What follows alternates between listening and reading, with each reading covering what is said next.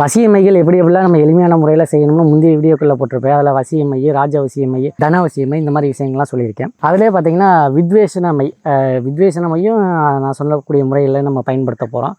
எதுக்காக வித்வேஷனமைனா மையில் இப்போ இருக்க காலகட்டத்தில் நமக்கு 2 மை தான் தேவை.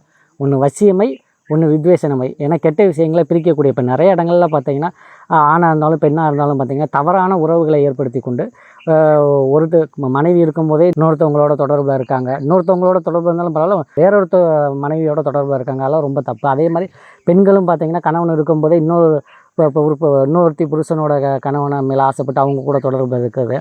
இந்த மாதிரி தவறான உறவுகள். அது மட்டும் இல்லை, காதல், சின்ன வயசில் அறியாத பருவத்தில் செய்யக்கூடிய காதல்னால் ஏற்படக்கூடிய விளைவுகள். இந்த மாதிரி விஷயங்கள்லாம் நான் சொல்லக்கூடிய இந்த வித்வேஷன மைய செஞ்சு நீங்கள் அவங்க உடம்புலையோ தலையிலையோ தடவு மூலயமா அந்த காதலை பிரிச்சிடலாம், தவறான உறவுகளை பிரிச்சிடலாம்.